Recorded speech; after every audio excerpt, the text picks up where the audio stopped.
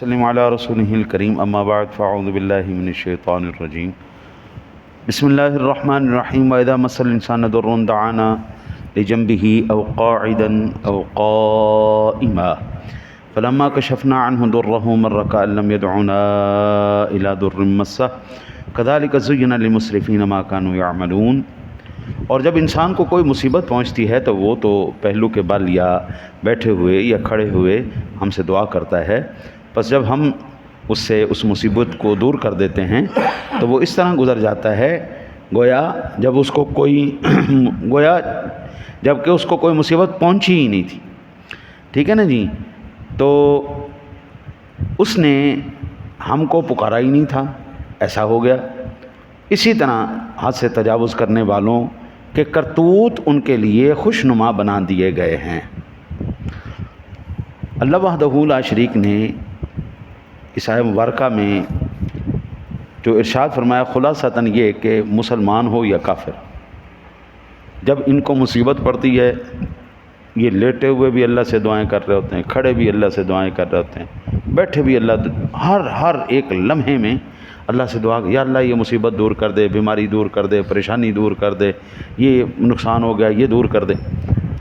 لیکن جب اللہ تعالیٰ دور فرماتا ہے پھر اللہ کہتا ہے ایسے بھول جاتے ہیں جیسے اس نے مجھے پکارا ہی کوئی نہیں ہے، نہیں یاریاں ختم۔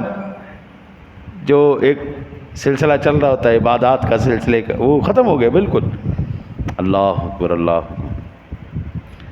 اللہ وحدہ لا شریک کا ایک ماننے والا مسلمان، اس پر جب بھی کوئی مصیبت نازل ہو تو ان پر حسب ذیل امور کی رعایت کرنا لازمی ہے۔ دیکھیں کل بھی میں نے آپ کو عرض کیا تھا کہ کس کو ہم نے برا کہنا ہے، کس کو نہیں کہنا، کیا الفاظ ادا کرنے، کیا نہیں الفاظ ادا کرنے، یہ بتائے۔ آج اگر کوئی مصیبت آ جائے تو اس کے اندر ہم کیا کریں، جو رہنمائی اللہ تعالیٰ نے ہمیں اپنے پاک کلام میں دی، اس میں سے پہلے نمبر پر مسلمان کو یہ کرنا چاہیے، یقین رکھنا چاہیے کہ ان پر جو مصیبت نازل ہوئی ہے وہ ان کی تقدیر میں لکھی ہوئی تھی، ان سے ٹل نہیں سکتی تھی۔ پہلا جو میرے مالک نے لکھ دیا ہے نا وہ پورا ہونا ہی ہونا۔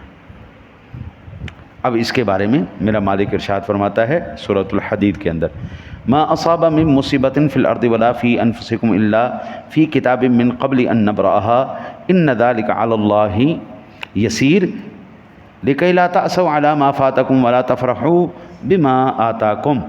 ہر مصیبت جو زمین میں اور تمہاری جانوں میں پہنچتی ہے وہ ایک کتاب میں لکھی ہوئی ہے اس سے پہلے کہ ہم اس مصیبت کو پیدا کریں، بے شک یہ اللہ پر بہت ہی آسان ہے۔ یہ اس لیے ہے کہ جو چیز تمہارے پاس سے جاتی رہے تم اس پر غم نہ کرو، اور جو کچھ اللہ نے تمہیں دیا ہے اس پر اترایا نہ کرو۔ ہم جب کوئی بندہ فوت ہوتا ہے تو ہم کیا پڑھتے ہیں؟ انا للہ وَإِنَّا إِلَيْهِ رَاجِعُونَ۔ بھئی میرا تو کچھ تھا ہی نہیں، اللہ کی طرف سے آیا تھا اور اسی کی طرف واپس چلا گیا۔ تو پہلا جو ہمیں سبق قرآن اس معاملے میں دیتا ہے کہ اگر مصیبت آ جائے، پریشانی آ جائے، دکھ آ جائے تو ذہن میں سب سے پہلا پوائنٹ یہ رکھنا۔ یہ تقریباً 10-12 پوائنٹ ہے، آج 1-2 یا 3 ہو سکے تو میں عرض کروں گا، باقی انشاءاللہ تفصیلاً تدریجاً میں عرض کروں گا تاکہ ہمارا ذہن بالکل کلیئر ہو جائے کہ ہم نے اس کیفیت میں کیا کرنا ہے، ہمیں اللہ اور اس کے رسول نے کیا رہنمائی دی۔ دیکھیں نا جی، قرآن پاک صرف مرے ہوئے لوگوں کو بخشوانے کے لیے تو نہیں ہے نا کہ بھائی اماں جی فوت ہو گئیں یا ابا جی فوت ہو گئے یا بھائی فوت ہو گئے تو آؤ جی بچے مدرسے سے بلاؤ جی، ذرا تھوڑا سا قرآن پڑھ دو جی، ہاں جی تلاوت کر دو، صرف بخشوانے کے لیے، یا پھر جب بچی ودا کی تو اس کے سر کے اوپر کر دیا کہ جناب اس کے نیچے سے گزرو، صرف قرآن اس لیے تو نہیں، مکمل ضابطہ حیات۔ پہلی بات یہاں سے پتہ چلی۔ اللہ کی تقدیر پر راضی رہے، مطمئن رہے، میرے مالک نے جو فیصلہ کیا ہے برحق ہے۔ اس کی وجہ کیا ہے؟ اس کی وجہ یہ ہے وہ مالک علی الاطلاق ہے، وہ اپنے ملک میں جو چاہے مرضی کرے، ہم اس کے بندے ہیں، وہ ہمارے حق میں جو فیصلہ کرے ہمیں اعتراض کا حق کوئی نہیں، ہمیں شکایت کا حق کوئی نہیں۔ نہ شکرا آدمی اللہ کو بالکل پسند نہیں، وہ حکیم ہے، اس سے بڑا حکمت والا کوئی نہیں اس کا ہر کام، اس کا ہر عمل حکمت پر مبنی. میں غریب ہوں تو یہ اس کی حکمت ہے، آپ امیر ہیں یہ اس کا فیصلہ ہے. جو اس کا فیصلہ ہے سبحان اللہ، ہمیں اس پر اس کا کوئی فعل ابس ہے ہی کوئی نہیں، حکمت سے خالی ہے ہی کوئی نہیں، باطل ہے ہی کوئی نہیں. ہر مصیبت، تکلیف، مرض باقی رہے، آئی ہے نہیں جا رہی تو یہ اس کا عدل ہے. ہم نے کون سے ایسے کارنامے سر انجام دے دیے کہ اللہ ہم سے راضی ہو کے اپنا قرب دے دے؟ مصیبت آئے اور نہ جائے یہ اس کا عدل ہے. اور اگر مصیبت آئے اور میرا مالک اس کو زائل کر دے، دور کر دے، آسانیاں دے دے، فضل عطا فرما دے تو یہ اس کا احسان ہے. اس کا یا اللہ تیرا شکر، ہم اس قابل نہیں تھے، ہمیں اگر کوئی تکلیف آئی ہے نا جی تو رہ گئی ہے تو یہ اس کا عدل ہے، ہم نے تو اس کا حق ادا ہی نہیں کیا. ایک ایک نعمت کا جو ہے نا، ایک مقام پر میں نے پڑھا تھا، کل قیامت والے دن نا اللہ تعالیٰ ایک بندے سے کہے گا جاؤ میں نے تمہیں اپنے فضل سے جنت عطا فرمائی، میں نے اپنے فضل سے تمہیں جنت دے دی. وہ بندہ کہے گا نہیں یا اللہ مجھے تیرا فضل نہیں چاہیے، آج عدل چاہیے. آج تو عدل کر، جو میں نے عبادات کی ہیں، میں راتوں کو جاگا ہوں، میں نے یہ سارے معاملات کیے، آج میری عبادات پر فیصلہ ہوگا. اللہ اکبر، اللہ اکبر. حضور ہم پنجابی کے صوفی شاعر گزرے میاں صاحب، وہ کہتے ہیں عدل کریں تا تھر تھر کمبن اونچیاں شاناں والے، فضل کریں تا بخشے جاون میں بھر گئے منہ کالے. اللہ سے کبھی عدل نہیں مانگنا، نہ نہ نہ نہ، اس سے ہمیشہ اس کا فضل مانگنا ہے. یا اللہ تو فضل دے، بس عدل نہیں. اللہ نے کہا چلو ٹھیک ہے، ایسے ہی سے فرشتوں ایک آنکھوں کی نعمت جو میں نے اس کو دی تھی نا جی، وہ رکھو ایک پلڑے میں، اور ساری زندگی کی عبادت رکھو ایک پلڑے میں. جب وہ تولا جائے گا آنکھوں کی نعمت بڑھ جائے گی، ساری زندگی کا عمل رہ گا پیچھے. اللہ فرمائے گا چل اٹھاؤ اس کو پھر جہنم میں پھینکو. تو جاتی ہے کہ یا اللہ نہیں نہیں، عدل نہیں چاہیے، فضل چاہیے، عدل نہیں چاہیے، فضل چاہیے. تو اللہ ارشاد فرمائے گا وہ بندہ خدا ابھی تو ایک نعمت کا حساب ہوا ہے تیرے سے، اور تو اس نعمت کا حساب نہیں دے سکا، تو جو باقی نعمتیں ہیں حضرت میں چل کے مسجد تک آ رہا ہوں یہ اس کا فضل ہے، میں اس کا نہیں شکریہ ادا کر سکتا. جو حضرات نیچے بیٹھ کے نماز نہیں پڑھ سکتے آپ ان سے پوچھئے یہ کتنی تکلیف کی بات ہے. وہ نیچے نہیں نماز پڑھ سکتے، بیٹھ نہیں سکتے زمین، وہ بہت تکلیف کی بات ہے. جو حضرات اونچا سنتے ہیں ذرا ان سے پوچھئے کہ کانوں کی نعمت کتنی بڑی نعمت اللہ کی. جو زبان سے نہیں، اب بچہ ہماری کلاس میں ایک پڑھتا ہے، کوشش ہم بہت کرتے ہیں لیکن جس بچے کی زبان کو میرے مالک نے بند کر دیا ہے ہم کیسے کھول سکتے ہیں؟ کیسی بات ہے، ڈیفیکٹ بھی کوئی نہیں. جس طرح عام بچوں کی زبان ہے، زبان اس کی بھی اسی طرح ہے، لیکن وہ بول نہیں سکتا، وہ بیچارہ بات سمجھا نہیں سکتا، تڑپ جاتا ہے.